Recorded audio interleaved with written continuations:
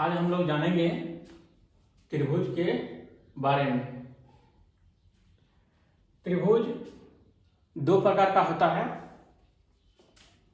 पहला है कोण के आधार पर और दूसरा है भुजा के आधार पर। एक होता है कोण के आधार पर और दूसरा है भुजा के आधार पर। तो चलिए पहले कोण के आधार पर जानते हैं।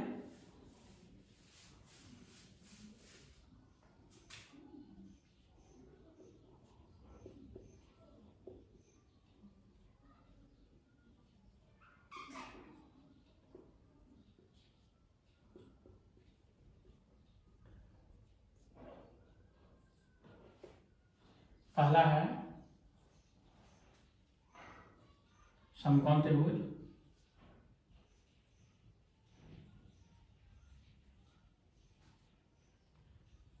दूसरा है न्यूनकोण त्रिभुज,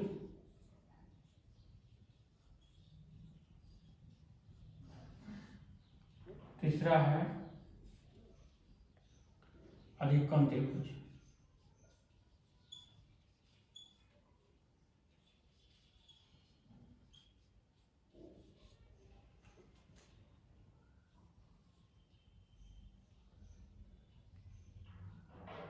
नब्बे डिग्री है न्यूनकोण त्रिभुज, 60 डिग्री 60। अधिककोण त्रिभुज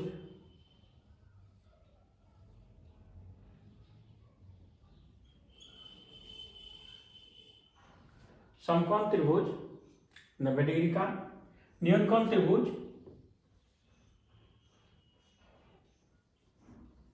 0 से बड़ा हो लेकिन 90 डिग्री से छोटा हो, और अधिककोण त्रिभुज 90 डिग्री से बड़ा हो और 180 से छोटा हो।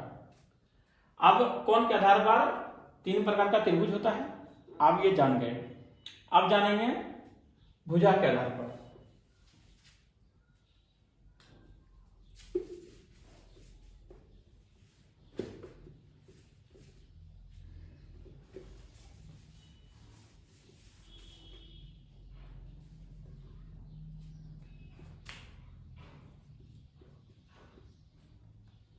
भुजा के आधार पर भी 3 होता है। समबाहु त्रिभुज, समबाहु त्रिभुज, विषमबाहु त्रिभुज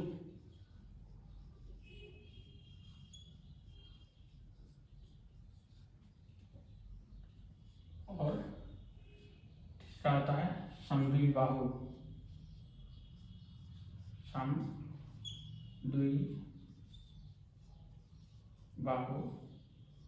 त्रिभुज। सम मीन्स बराबर, बाहु मीन्स भुजा। तो वैसा त्रिभुज जिस भुजा में सभी भुजा, तीनों भुजा आपस में बराबर हो, उसे समबाहु त्रिभुज कहते हैं। दूसरा है विषमबाहु त्रिभुज। विषमबाहु त्रिभुज वो त्रिभुज है जिसमें आपस में कोई भी भुजा बराबर नहीं हो। ये भुजा बराबर नहीं है, ये भुजा बराबर नहीं है, ये भी भुजा बराबर नहीं होगा। यानी ये तीनों भुजा जो है अलग अलग होता है, जिससे विषमबाहु त्रिभुज कहते हैं। समद्विबाहु त्रिभुज, सम मीन्स बराबर और द्वि मीन्स 2 और बाहु मीन्स भुजा। यानी जिस त्रिभुज की 2 भुजा बराबर हो।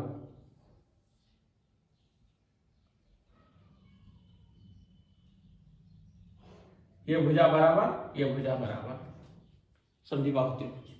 तो भुजा के आधार पर आप भी जान गए त्रिभुज 3 तरह का होता है। समबाहु त्रिभुज, विषमबाहु त्रिभुज, समद्विबाहु त्रिभुज। और कोण के आधार पर त्रिभुज 3, भुजा के आधार पर त्रिभुज 3, और इसके अलावा त्रिभुज एक और होता है।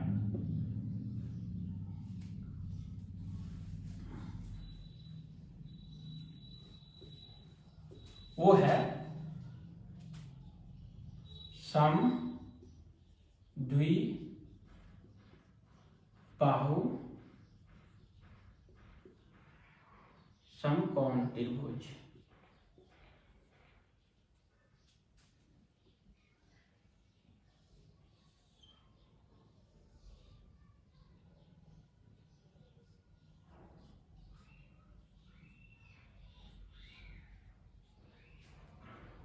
एक कोण 90 डिग्री और आपस में दो भुजा बराबर, वह त्रिभुज जिसकी एक कोण समकोण हो और दो भुजा आपस में बराबर हो, समद्विबाहु समकोण त्रिभुज कहलाता है।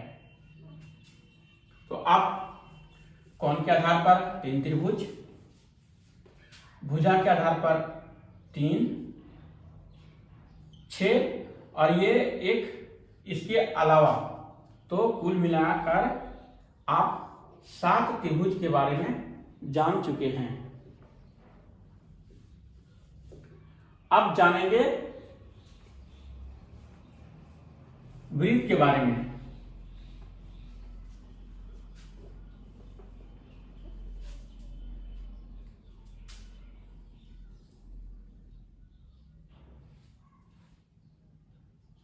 वो नाम दे दिए।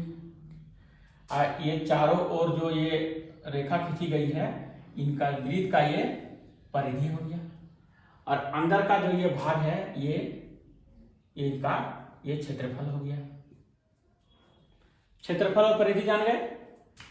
बाहर की ओर परिधि, अंदर की जो अंदर में ये जो भाग है इसको क्षेत्रफल। केंद्र से होकर जाने वाली रेखा व्यास कहलाता है, और केंद्र से आधा त्रिज्या कहलाता है।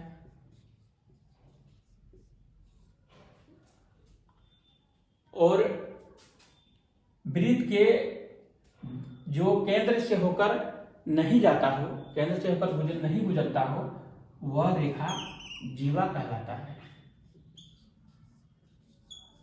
जीवा। आप वृत्त के परिधि के बारे में जान गए, क्षेत्रफल के बारे में भी जान गए, व्यास के बारे में भी जान गए, त्रिज्या के बारे में जान गए और जीवा के बारे में भी जान गए। अब वृत्त का परिधि के बारे में जानते हैं।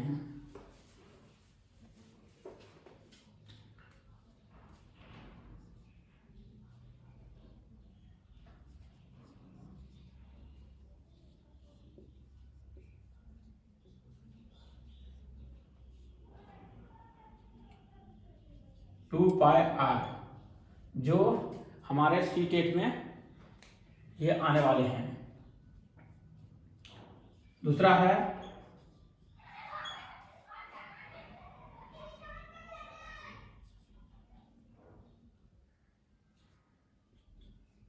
पाई आर स्क्वायर। वृत्त के बारे में इतना ही जानना है। अब आते हैं वर्ग के बारे में।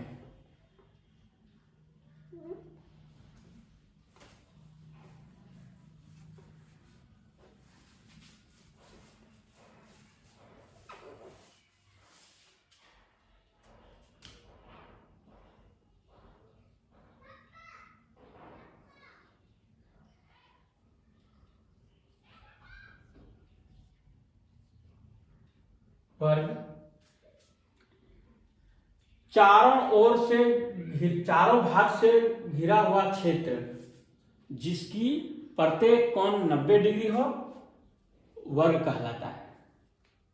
और आपस में सभी भुजा बराबर होती है।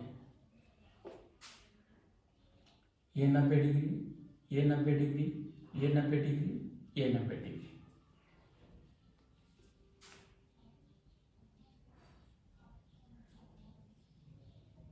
वर्ग का परिमाप बराबर होता है 4 गुना भुजा। ये जान गए। वर्ग का क्षेत्रफल भुजा गुना भुजा या भुजा स्क्वायर कह सकते हैं। 4 भुजा होता है, 4 कोण होता है और 4 शीर्ष भी 4 होता है। वर्ग के बारे में जानेंगे। अब आते हैं आयत के बारे में।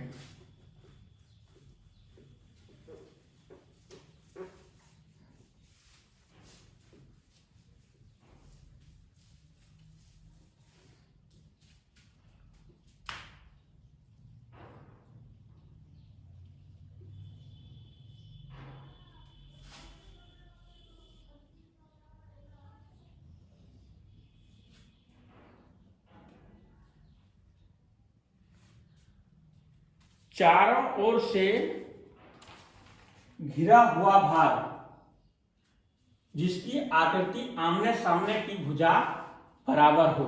जो आकृति में देख रहे हैं, चारों ओर से घिरा हुआ भाग लेकिन आमने सामने की भुजा बराबर हो, लेकिन प्रत्येक कोण का मान 90 डिग्री हो, उसे आयत कहा जाता है।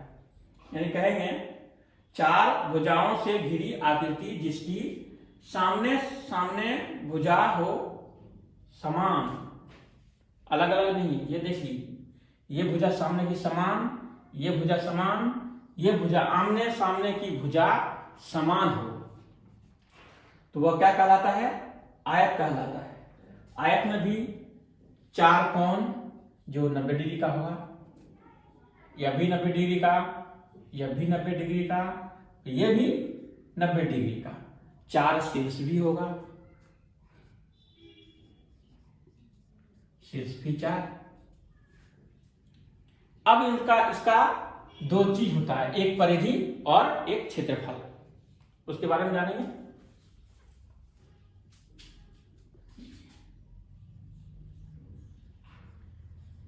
आयत का परिधि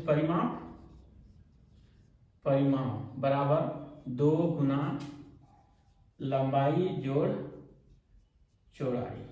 ठीक है। दूसरा है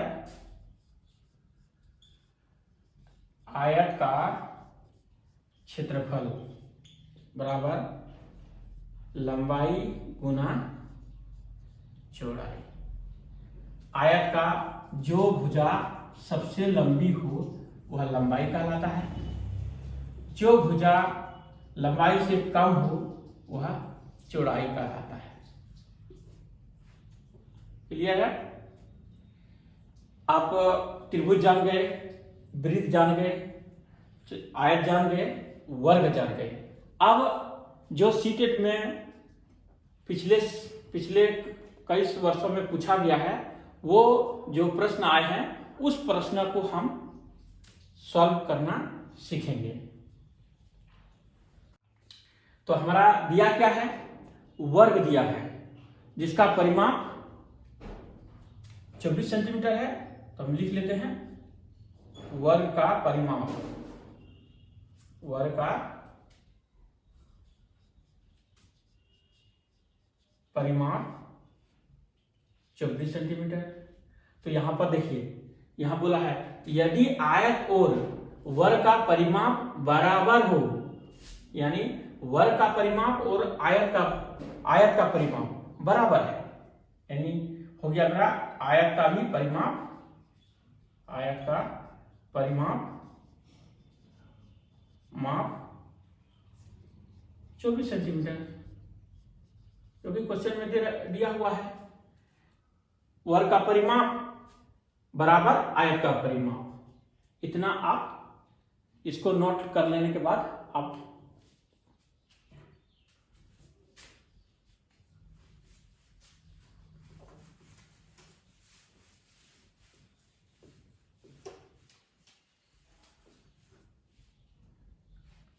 वर्ग का परिमाप 24 सेंटीमीटर, आयत का परिमाप 24 सेंटीमीटर।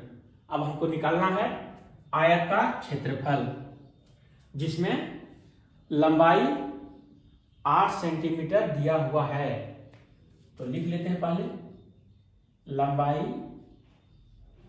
आयत का लंबाई बराबर 8 सेंटीमीटर,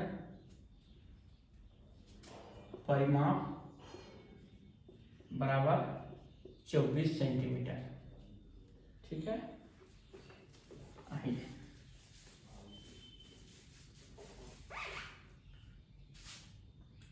ये प्रश्न में दिया हुआ था, उसको हम पहले फर्स्ट लिख लिए।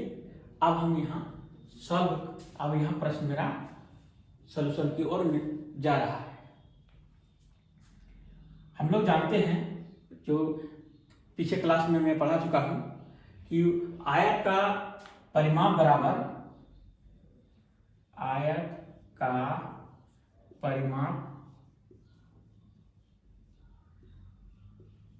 बराबर 2l + b, यानी 2 लंबाई और चौड़ाई।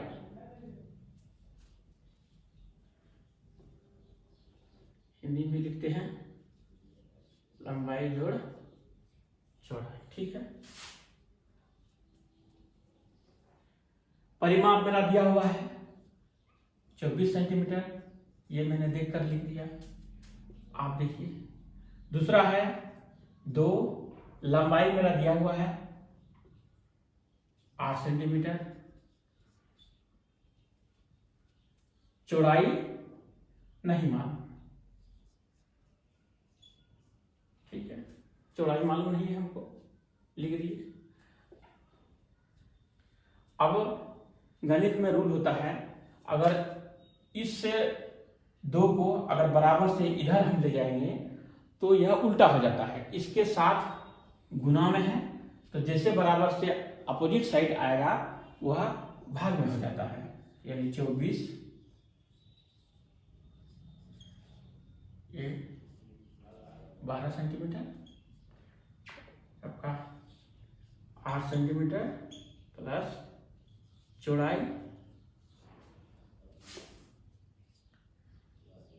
12 सेंटीमीटर। अब ये जो 8 है मेरा बराबर से इधर हो जाएगा तो माइनस में हो जाएगा,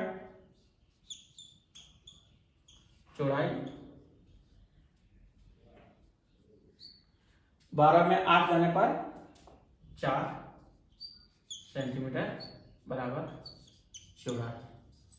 अब मेरा क्या निकल गया, आयत का लंबाई पहले दिया हुआ था और अब हम चौड़ाई निकाल चुके हैं। अब हम उसका क्षेत्रफल निकाल लेंगे।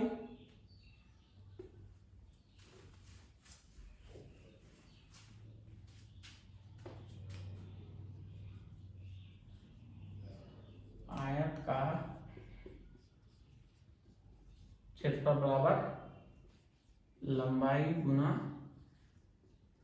चौड़ाई, बराबर लंबाई 8 सेंटीमीटर, चौड़ाई 4 सेंटीमीटर, इक्वल टू मल्टीप्लाई करेंगे 32 सेंटीमीटर स्क्वायर आंसर।